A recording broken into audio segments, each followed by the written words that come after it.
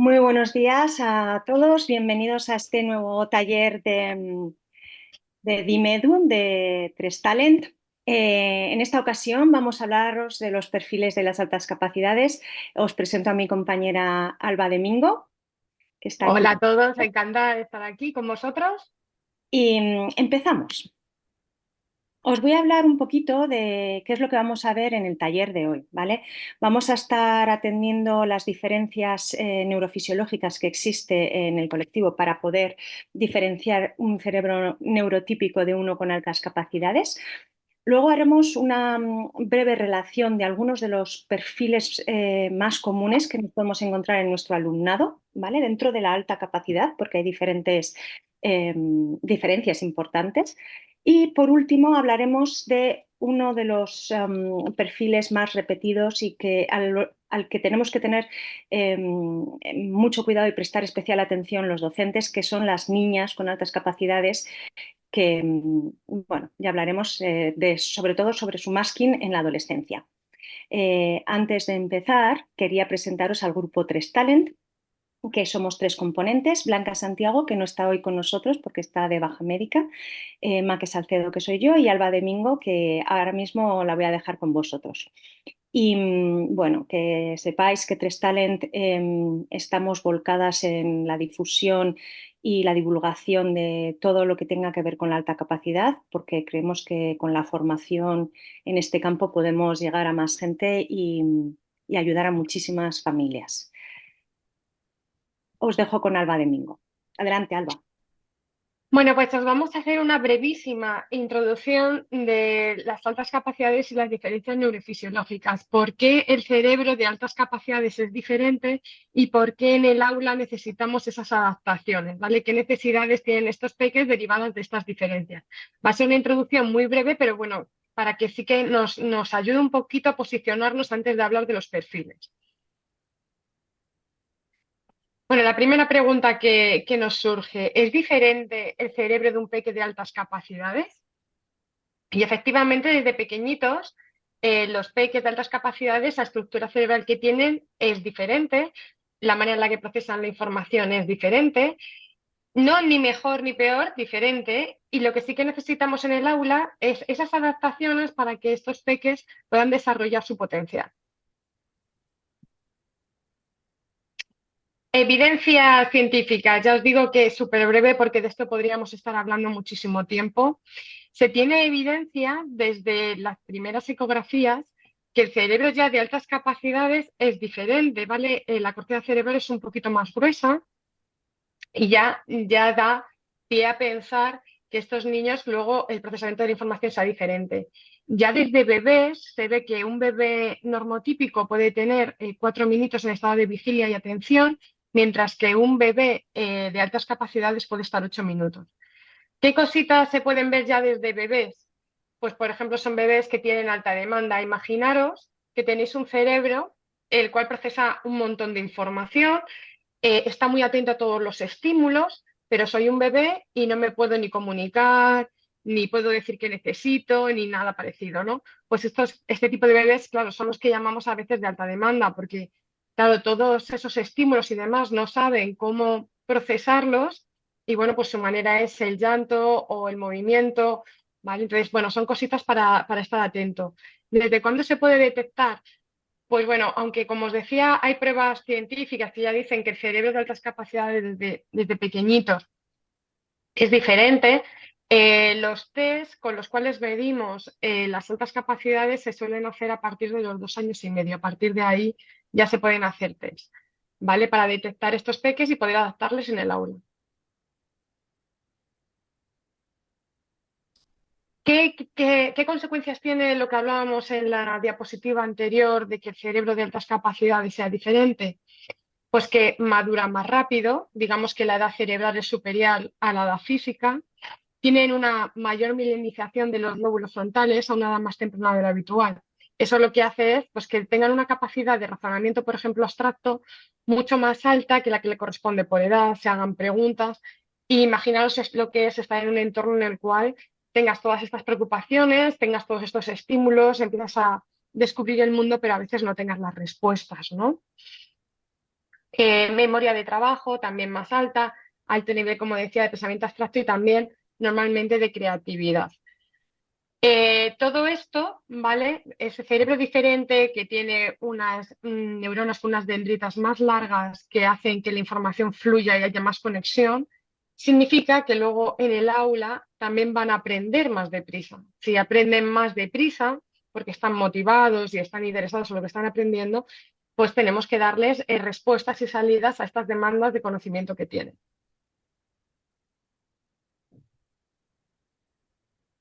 Y ahora vamos a hablar un poquito de los perfiles del alumnado, ¿no? Porque hay, en las otras capacidades tenemos el mito del típico alumno con gafas, que se le da muy bien estudiar, que saca muy buenas notas, ¿vale? Y esta no es la realidad ni de una persona de altas capacidades ni de lo que más habitualmente vais a encontrar en el aula.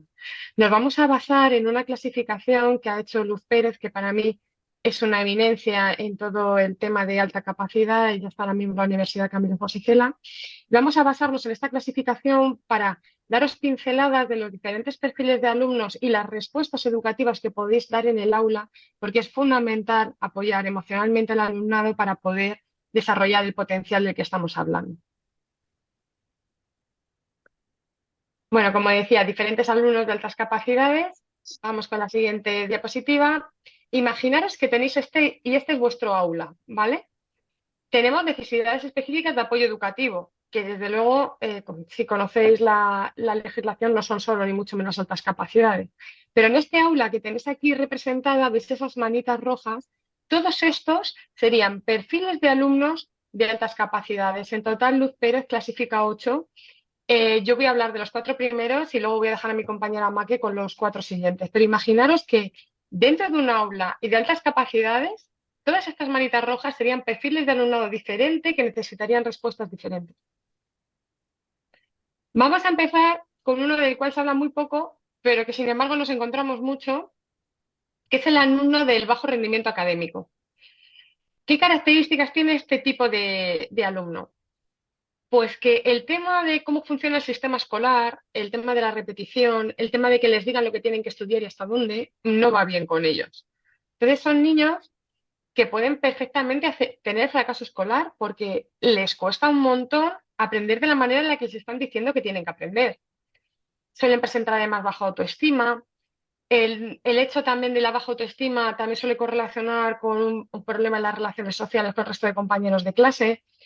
Y luego tienen como, imaginaros, tienes esta capacidad de procesamiento, pero no eres capaz de aprender de la manera habitual, ¿vale? Y no te interesa además lo que estás aprendiendo, con lo cual se desarrolla un perfil pues de mala autoestima y de abandono, ¿vale? De abandono en el aprendizaje. ¿Qué causas podemos ver? Pues bueno, como os comentaba, el tema emocional es básico, ¿vale? A estos alumnos hay que tener mucho cariño, mucha paciencia, ¿vale? Para tratarles y escucharles cuáles son sus necesidades, cuáles son sus intereses y cuál puede ser la mejor manera de aprender para ello. Para esto podemos hacer test a este alumnado, podemos hacer pruebas para ver cuáles son sus intereses, podemos primero intentar conocerle mejor antes de adaptar, ¿no?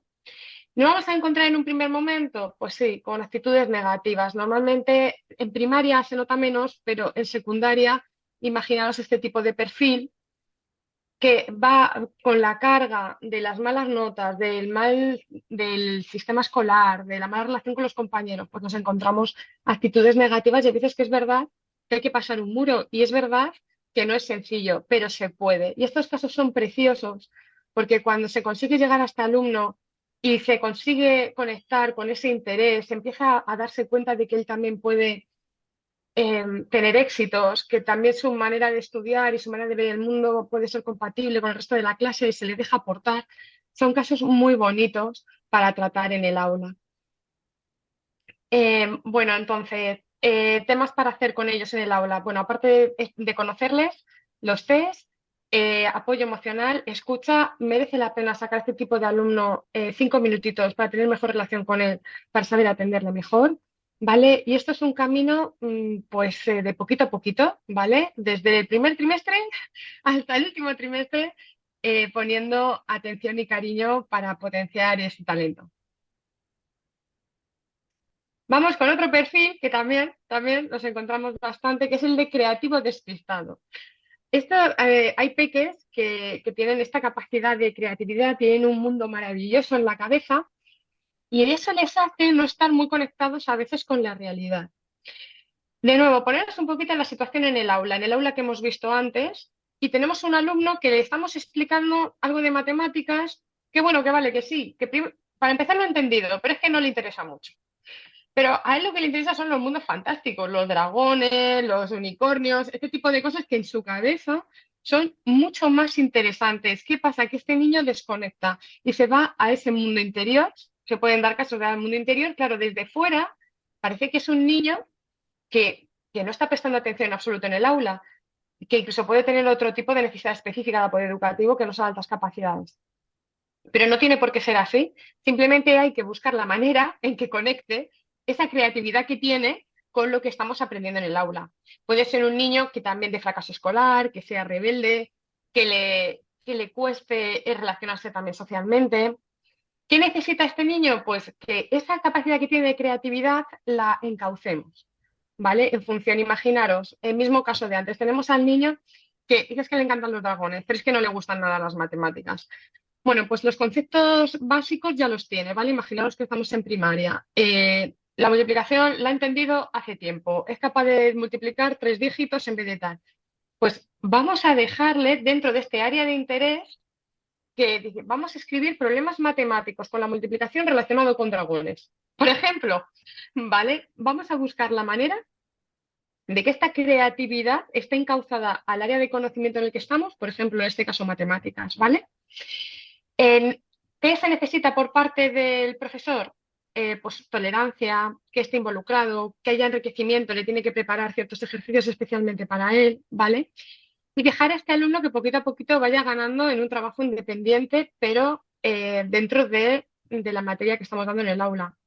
Por parte de las familias, pues hay que apoyar de manera positiva esa creatividad. En vez de decirle, es que estás en las nubes, es que no prestas atención, es que no tal, que lo que estamos haciendo es machacarle porque esa creatividad la va a tener de todas maneras, es compartirla, decir, ¿qué te interesa? ¿Qué estás pensando? Y luego la encauzamos, ¿vale? Pero si primero atacamos y primero matamos esa creatividad o le hacemos ver que no es algo positivo, empezamos muy mal, ¿vale? Entonces, primero conocer, primero entender y después intervenir.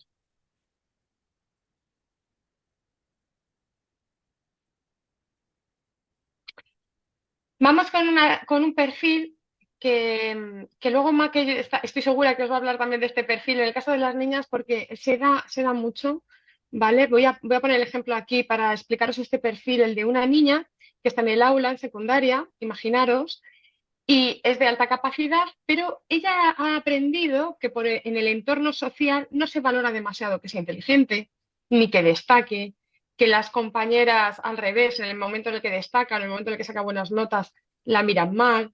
Bueno, pues este tipo de alumnos lo que hace es adaptarse, lo que hace es incluso bajar su propio rendimiento académico conscientemente, a propósito, para encajar en el entorno social. Están preocupados de adaptarse a la mayoría, ¿vale? A la mayoría del aula. Entonces, este tipo de alumnos que diréis, bueno, pero si ya está adaptado, no, no es el mismo, no está pudiendo procesar la información, está pudiendo conocer y aprender de la manera en la que necesitaría, con lo cual este tipo de perfiles, que a lo mejor en un primer año, en primero de la ESO, segundo de la ESO incluso, pareces, bueno, pues no es muy problemático, vale, pues luego vienen los problemas, ¿vale? Porque cuando esa persona empieza a querer conocerse mejor a sí misma, empieza a entrar en una crisis personal, ¿vale? Que es muy peligrosa. Entonces, sí que es importante que este alumno se sienta cómodo, alumna, se sienta cómoda en poder desarrollarse, en que se la adapte en función de sus áreas de interés. ¿Qué puede hacer un profe con este tipo de alumno? Implicarla en proyectos que le interesen. Plantearse si es necesario, aunque sea un adaptado que parece que no destaca, no, vamos a plantearnos si es suficiente con las medidas ordinarias. Si no, vamos a pasar a las extraordinarias.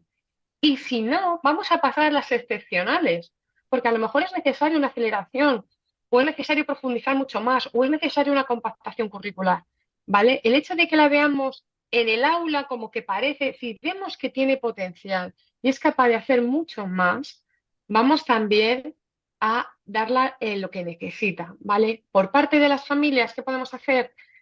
Pues sobre todo como reforzar la autoestima de esta persona, el cómo es, em, cómo puede relacionarse, buscar ambientes que no sean solo los del aula, que no sea un entorno pequeño, sino que la obliguen a estar en entornos diferentes para que tenga que salir un poquito del cascarón, ¿vale?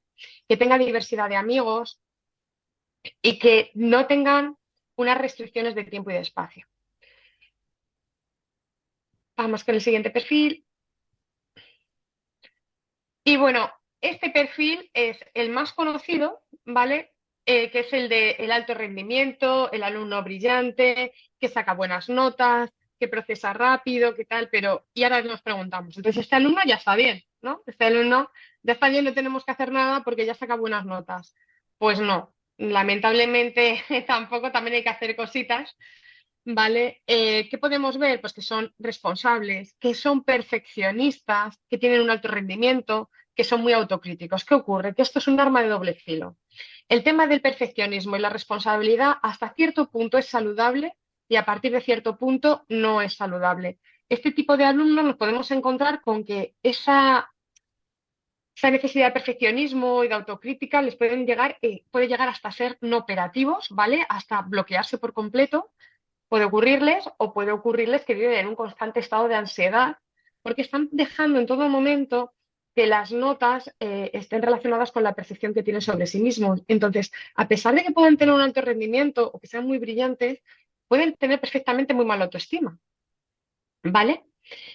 Eh, en el aula pueden ser queridos por sus pues del resto de compañeros porque es un alumno brillante que les puede ayudar en las notas, pero a lo mejor también se producen envidias, se producen casos de acoso, ¿vale? O sea, que tampoco penséis que este es el perfil ideal y entonces no tenemos trabajo porque también, ¿de acuerdo? ¿Qué puede hacer el profe ante un alumno de este tipo?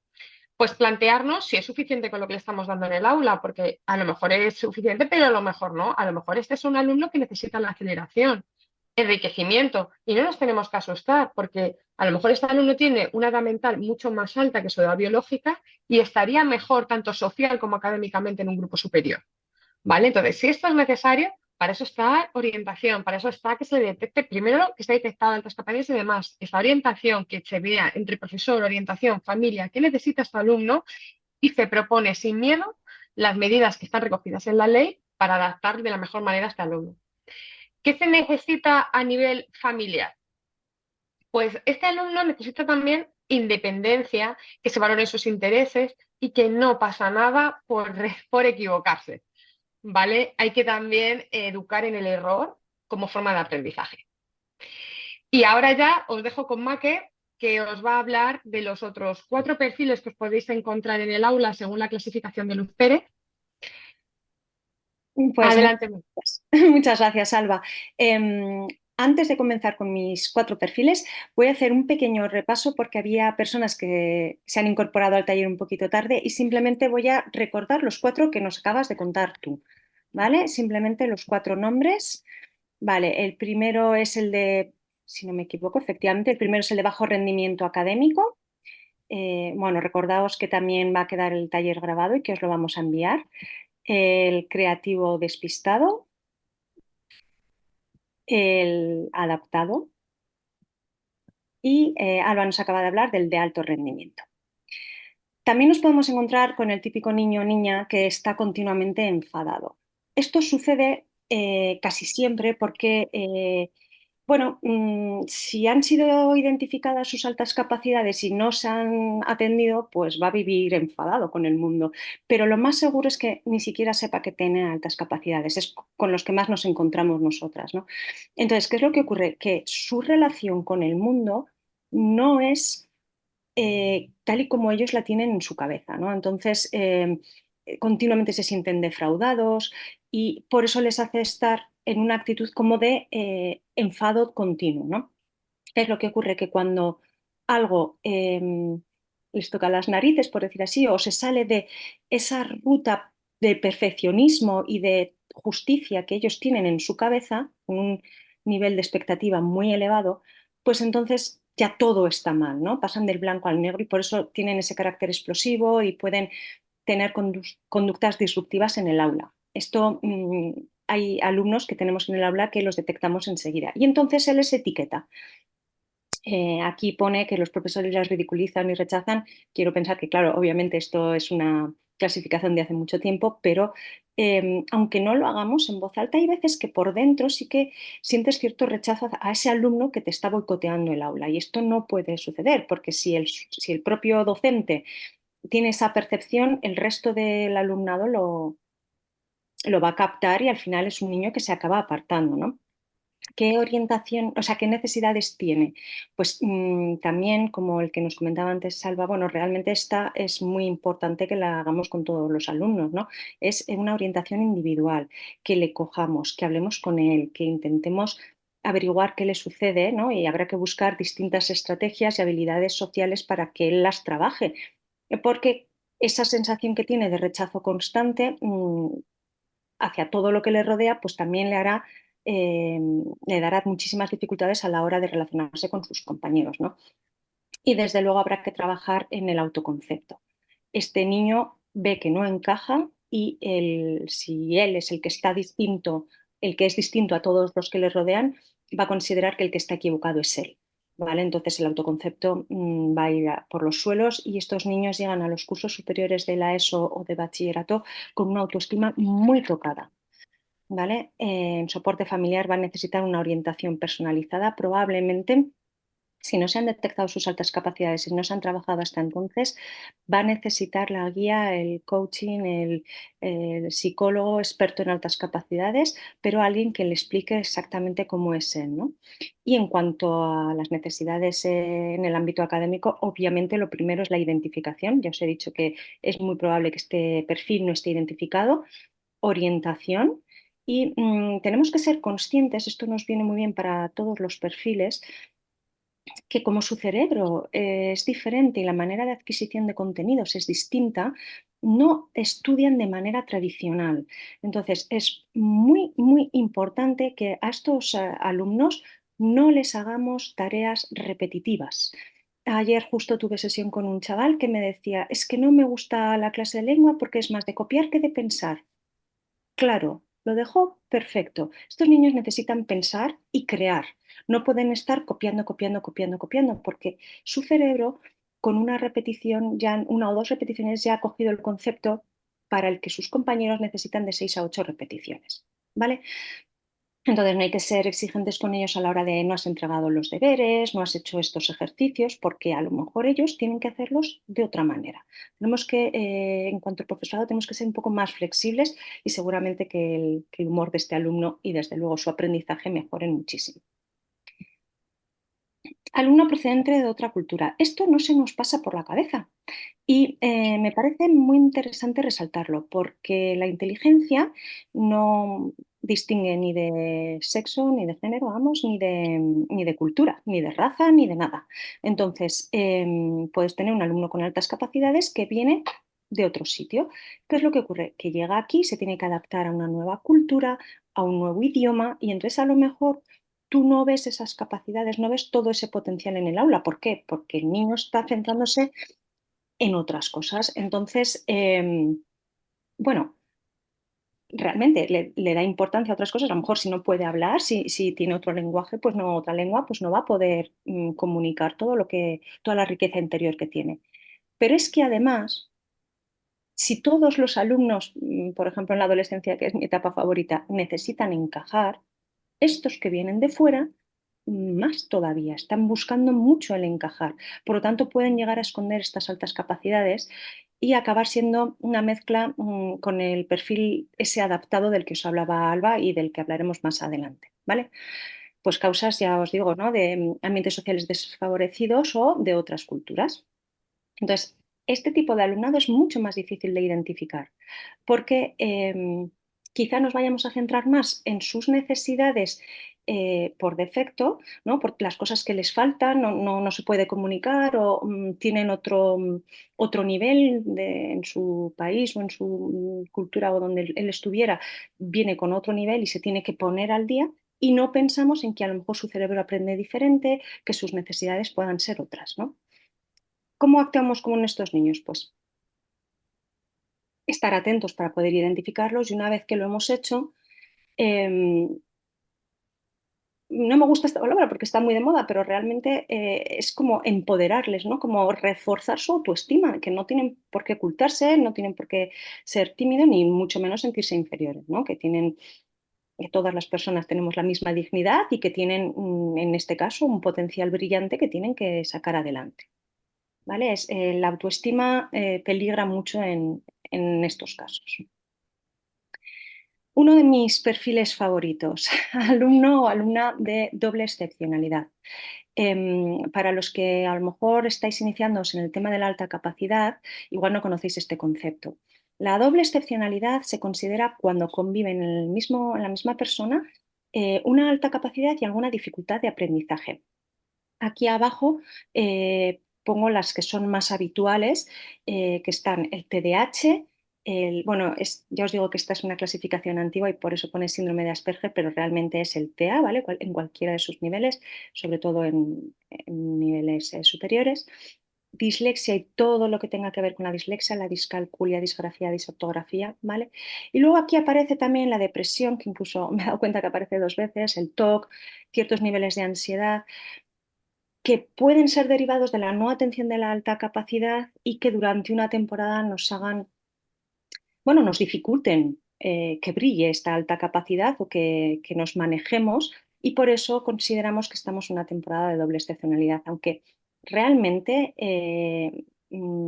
a nivel científico, cuando se habla de doble excepcionalidad, se habla de aquellas dificultades de aprendizaje o trastornos que conviven con la alta capacidad desde siempre. Por ejemplo, el TEA, la dislexia y el TDAH. ¿Vale? Estos son los más habituales. Obviamente no son fáciles de identificar. Aquí sí que tenemos que recurrir a una persona que sea experta y que tenga cierta experiencia en el tema, ¿vale? A la hora de evaluar, porque la alta capacidad va a enmascarar la dificultad. De hecho, por ejemplo, yo me he encontrado casos de alumnos que les hemos identificado una dislexia en bachillerato, cuando realmente la dislexia se sabe desde los primeros años de primaria, porque incluso desde antes, pero sobre todo en primaria, que es cuando empieza el proceso de lectoescritura, ¿no? Entonces, ¿cómo ha podido pasar desapercibida con todos los profesores que ha tenido este alumno una dislexia hasta bachillerato? Pues porque había una doble excepcionalidad y la alta capacidad estaba enmascarando esa dificultad. Y a la vez, la dificultad tira de esta alta capacidad y no hace que brille tanto, porque claro, este alumno está invirtiendo todos sus recursos en paliar aquello en lo que se ve más débil. Esto de forma innata, intuitiva, o sea, ellos no son conscientes de que lo están haciendo, ¿vale? De hecho, no son un perfil completo de TDAH, por ejemplo, o de alta capacidad, sino que es un perfil mezcla, ¿vale? O sea, a veces gana uno, a veces gana la otra y así, ¿no? Entonces, estos niños sufren mucho porque no se entienden a sí mismos y tampoco les entiende la gente que les rodea. Entonces, pues tienen muchísima, aquí dice timidez, pero sobre todo frustración. Entonces, estos sí que son perfiles que son muy compatibles con el perfil enfadado del que os he estado hablando antes, ¿vale? Porque tienen mucho mundo dentro que no son capaces de expresar fuera, no son capaces de comunicar a nivel social y, por supuesto, a nivel académico, ¿vale? Ellos lo entienden, pero no son capaces de volcarlo en un examen. Imaginad la frustración, ¿vale? Vale, sigo adelante. Veo que estáis poniendo por aquí dudas. Al finalizar la sesión os abriremos micros, ¿vale? Solo antes de pasar al paso siguiente, queríamos hacer mención a cómo está la detección, ¿no? En las altas capacidades. Se detectan muchos más varones que niñas y ya os digo que existe la misma prevalencia en ambos sexos. Lo que ocurre es que, por norma general, los chicos, cuando no encajan, son más disruptivos y entonces molestan y se les ve antes. Las niñas tienden mucho más a ocultarse, a sentirse necesitan mucho más sentirse parte del grupo, no les da igual ser diferentes. A los chicos igual les importa menos. Entendedme que hablo de forma generalizada, ¿no? Sabiendo que, bueno, esto no es así, pero no es así siempre. Pero fijaos ya lo que sucede cuando llegamos a la adolescencia, cae en picado la detección de mujeres, ¿vale? Entonces, vamos con este tema que es muy importante. Aquí os hablaba, os avanzábamos antes que íbamos a hablar del masking. El masking es el camuflaje. Se hace desde pequeñito, lo hacen tanto niños como niñas, pero es muy habitual que se dispare en la etapa de la adolescencia en mujeres, ¿vale? Y yo aquí solo tengo una diapositiva y es que me parece súper importante este mensaje que lo inculquemos en la mente de nuestras chicas, de nuestros chicos también, pero permitidme que esta parte del taller me dirija a las niñas adolescentes, que ya os digo que es donde más preocupa el tema. Está bien ser diferente. Es un mensaje que lo tenemos que repetir por activa y por pasiva. En verdad, cada uno somos distintos a los demás. Pero bueno, sí que la pertenencia a grupo, de hecho, si os fijáis, o sea, es súper importante en la adolescencia y si os fijáis en los grupos de chicos y chicas que hay por la calle cuando tienen esta edad y van juntos, es el mismo patrón. Ellos visten todos igual, con el mismo corte de pelo, ellas más o menos también dentro de la misma. Y como veas a un grupito que van todas vestidas igual y de repente una distinta, tú ya sabes que esa está siendo señalada o tiene una personalidad súper fuerte o pues no lo va a pasar bien, ¿vale? Entonces, esto, las niñas que son muy inteligentes no, lo huelen a distancia y entonces se camuflan. Me han llegado a decir, bueno, como siempre sacaba 10 y si se metían conmigo y ya no me invitaban, pues decidí dejar una o dos preguntas en blanco y así sacaba ochos o tal y ya no había problema. Eso lo he llegado a oír yo de boca de un adolescente. Pero lo que es más aún, ya era aburrido porque acababa el examen y encima tenía que dejar dos sin responder, pues es que acababa demasiado pronto y era obvio. Entonces ya me ponía retos. Vamos a sacar un 7,3, que es difícil. Bueno, vamos a intentarlo. O un 8,5. O sea, intentar ajustar la nota eh, poniendo contestaciones erróneas o dejando trozos en blanco o cuestiones sin completar para llegar a ese punto, de tal manera que no fueran señaladas. Esto, como comprenderéis, tiene varios peligros. No solo el primero, que es obvio, eh, la bajada de autoestima, porque no se quieren como son y aspiran a ser como las demás, cuando esto no es así, porque ellas son diferentes. Y está bien ser distinto. Entonces, yo abogo mucho por partir de un real conocimiento de lo que es la alta capacidad y cómo te está afectando a ti. De esa manera, poder ir con orgullo diciendo cómo eres y cuáles son tus necesidades, ¿vale? El que no ve se pone gafas, el que es súper bueno corriendo se apunta a atletismo y el que es una maravilla en fútbol, pues lo fichan, ¿no? Y en estos otros campos admitimos que cada uno se adapte a sus necesidades o funcione en función, valga la redundancia, de su potencialidad. Sin embargo, en contenido cognitivo nos cuesta no señalar al que destaca por arriba. Y esto como sociedad y sobre todo los docentes en el aula tenemos un gran papel para cambiarlo, ¿no?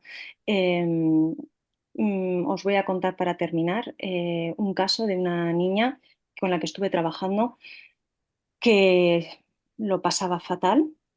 Y bueno, ella tenía la suerte, porque normalmente no suele coincidir, pero ella tenía la suerte de tener un grupo de amigas desde pequeña y eran sus amigas de siempre. Y cuando vino conmigo ya me empezó a decir, mira, es que las quiero muchísimo, pero me aburro soberanamente. Y ahora están empezando a ir a discotecas y no solo me aburro, sino que el plan que hay me sienta mal, porque a mí tantos estímulos visuales, o sea, las luces, los ruidos, el no poder hablar, salgo con un dolor de cabeza que si salimos un viernes hasta el lunes no me he recuperado. Una niña de 15 16 años, tú me dirás, ¿no? Y claro, ella pues ya empezó a conocer cómo era su alta capacidad, también era muy sensible y tenía, ¿no?, hipersensibilidad acústica y auditiva, o sea, y visual, perdón. Entonces, bueno, pues en cuanto pudo ella hablar con sus amigas y decirles, es que soy así, porque no se había atrevido a decírselo nunca, y a expresar su diferencia, la acogieron fenomenal y entonces cambiaron un poco los planes, venga, pues nos vamos a cenar, así hablamos todas juntas y luego nosotros nos vamos a la disco y tú ya te vuelves a casa, porque ella ya había echado el sábado, ya estaba contenta, ya estaba con sus amigas y ella no quería más. Y luego, siendo así, pues incluso había algún día que, venga, hoy ya me encuentro bien y voy, pero no me tengo que quedar hasta las 3 de la mañana con vosotras, sino que igual me vuelvo a la 1 a casa. Entonces, esto tienes la libertad de expresar tu diferencia en el momento en el que la conoces y la aceptas, ¿vale? Entonces, por favor, os pido que intentemos desenmascarar a estas camufladas que tenemos en el aula. Y ya ahora mismo abriremos los micros. Daros las gracias por vuestra asistencia al taller, tanto los que estáis aquí en directo como los que estáis en diferido. Voy a abrir todos los micros.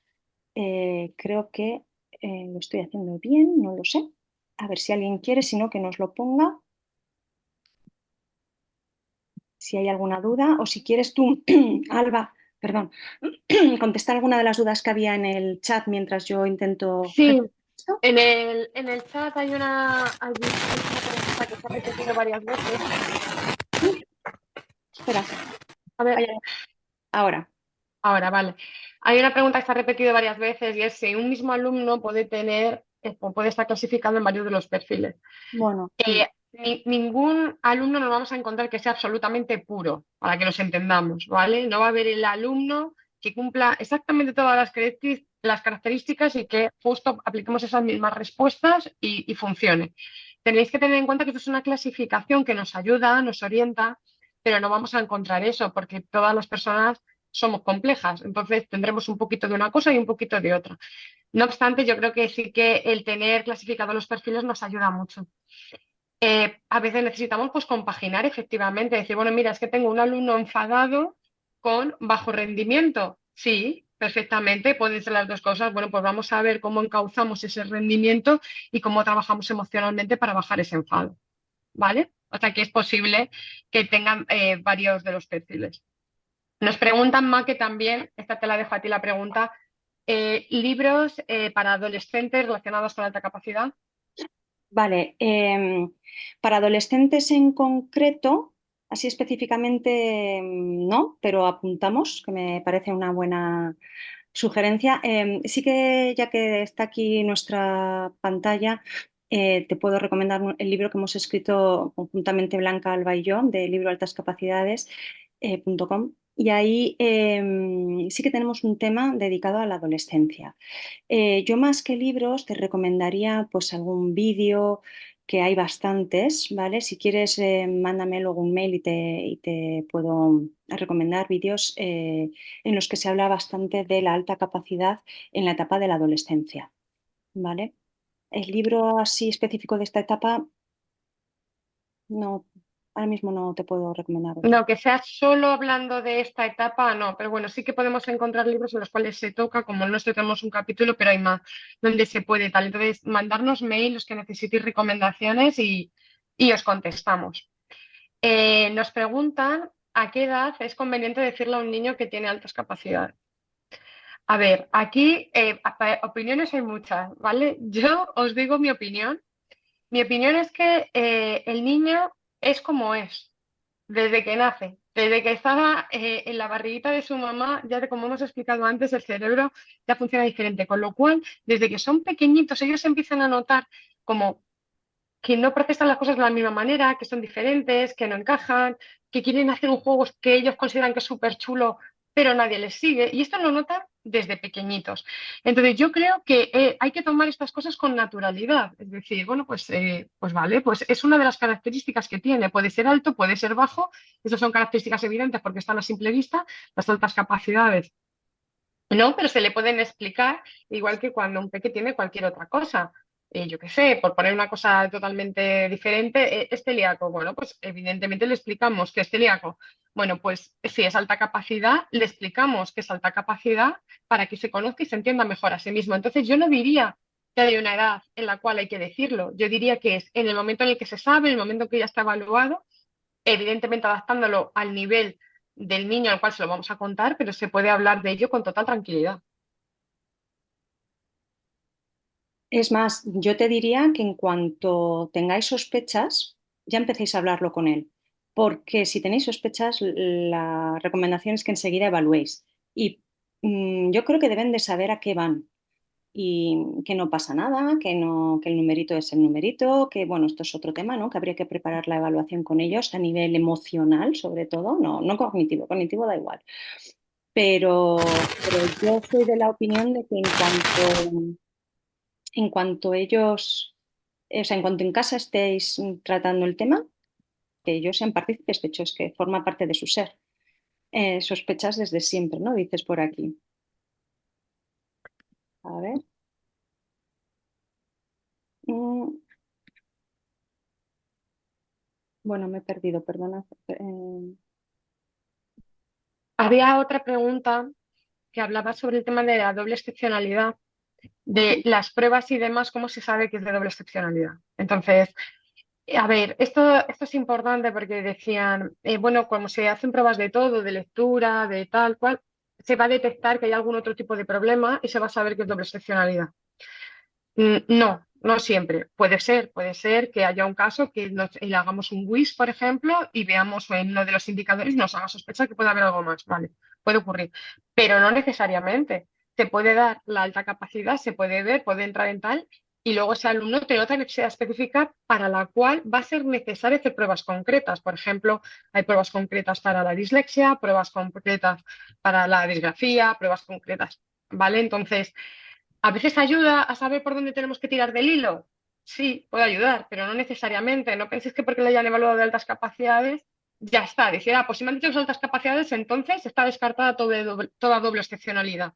No, ni mucho menos. Puede ser necesario hacer más pruebas. Totalmente. De hecho, yo sí que ahí os recomendaría que acudierais a centros que habitualmente evalúan la alta capacidad y que preguntéis si tienen mano en evaluar doble excepcionalidad. Ellos mismos os lo van a decir, porque la gente que evalúa alta capacidad son a priori muy serios en meterse a poder identificar otra cosa, ¿sabes? Entonces, cuando tú tienes informes tienes un informe de un niño con alta capacidad, bueno, que le has evaluado para ver si tiene alta capacidad, y hay cosas que te llaman la atención, si tú eres experto en el tema, pues ya sabes a dónde ir a buscar, y si no lo eres, pero evalúas bien la alta capacidad, lo derivas. O dices, vamos a pasar algunas pruebas complementarias y lo derivas a otros, pues alguien que sepa de TEA, de dislexia o de TDAH, ¿no? Lo normal es que, o sea, lo normal, no, lo adecuado en estos casos es que vayáis a alguien que controle los dos o todos los campos que puedan necesitar evaluar. Nos han preguntado antes por el grupo en Madrid, pero si tenéis preguntas de en otros lugares de España y demás para evaluaciones y demás, igual nos escribís mail por privado, ¿vale? Y os intentamos ayudar. Están preguntando también por el chat. Ay, perdón, dos preguntitas más.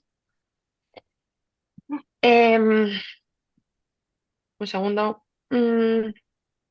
Vale, los niños que son poco colaborativos en la prueba de evaluación. Y nos pregunta otra mamá si es un niño que es de perfil despistado, si con 5 años ya es conveniente realizar la evaluación. Bueno, yo, a ver, el punto de partida que yo suelo recomendar a las familias es, como os ha dicho Alba, desde los 2 años y medio ya hay pruebas y se podría, o sea, en el primer momento en el que haya sospecha, yo identificaba. Ahora, si tú crees que pueda ser una doble excepcionalidad, Em, quizá me esperaba un poquito, a ver, no sé cómo decirte, justo a los 5 años es una edad un poco tonta, porque en cuanto cumplen los 6 ya les cambian las pruebas de inteligencia, ¿vale? Entonces, si tú le evalúas ahora a los 5, hombre, también puedes volver a evaluar a los 6, pero chico, pues igual te puedes esperar un año y ya le haces las de mayores, ¿no? Por decir así. Pero, pero bueno, si crees que puede haber una doble excepcionalidad, igual la dificultad la puedes intentar valorar ya y al año siguiente. la posibilidad de que coexista con una alta capacidad, se me ocurre. Te digo por los 5 en concreto, ¿eh? Si están recién cumplidos, si ves que el niño lo necesita ya, pues yo no me esperaba. Yo evaluaba las dos cosas ya. ¿Vale? Es que es Y algo la que... otra pregunta el tema de que el niño no sea colaborativo, vamos a ver, es que son niños. Que es que, que es que no puede ser que un orientador se ponga ahí, al orientador le vendrá muy bien a machete todas las pruebas del tirón, esté el niño medio bueno, medio malo, o haya discutido con su mejor amigo en la hora anterior, pero es un niño. Entonces, por eso es muy importante cuando evaluamos que las personas que evalúen sepan lo que están haciendo y sepan también entender al niño y darle sus tiempos, porque a veces el niño dice, bueno, pues hoy nada más de sí, pues porque emocionalmente no tiene el día, porque ha discutido, por lo que sea, y porque todos somos seres humanos y tenemos nuestros mejores y nuestros peores momentos y hay que Fíjate, saber Alba, que yo me he esperar. encontrado a niños que incluso han hecho mal las pruebas adrede, las de ese día porque les habían sacado en la hora de su asignatura favorita. Entonces, hay que ver si el niño está colaborando y está aplicando bien la prueba y si no, se anula y se continúa otro día. No, no es necesario hacerla, no es obligatorio hacerla toda del tirón, como antes decías, efectivamente. Entonces, las personas que son profesionales, que saben evaluar de altas capacidades, esto lo conocen y ven cuando un niño está colaborando y cuando no, y ven cuando un niño está cansado, o ven cuando un niño está triste y le está afectando a la hora de la concentración. Entonces, por eso es importante, ¿vale? Que el evaluador sepa hacer bien su trabajo y que podamos tener la confianza de que es un buen profesional y que la evaluación está bien hecha. Mm. Pues muchísimas gracias a todos por vuestra asistencia. Recordaros que os vamos a mandar la grabación en cuanto la tengamos, dadnos un poquito de tiempo para tunearla y ponerla bonita. Y pues muchas gracias por vuestras preguntas. Si tenéis más dudas, nos podéis escribir a los correos de Tres Talent, que os los hemos puesto antes. Y por mi parte, nada más. Muchas gracias. Muchas gracias a todos. Las dudas que tengáis ya que se quedan porque ya se nos va el tiempo, mandarnos correo electrónico, ¿vale? Lo tenéis en la presentación, lo que necesitéis os contestamos por ahí. Muchas gracias a todos por haber estado hoy Gracias. aquí con nosotros.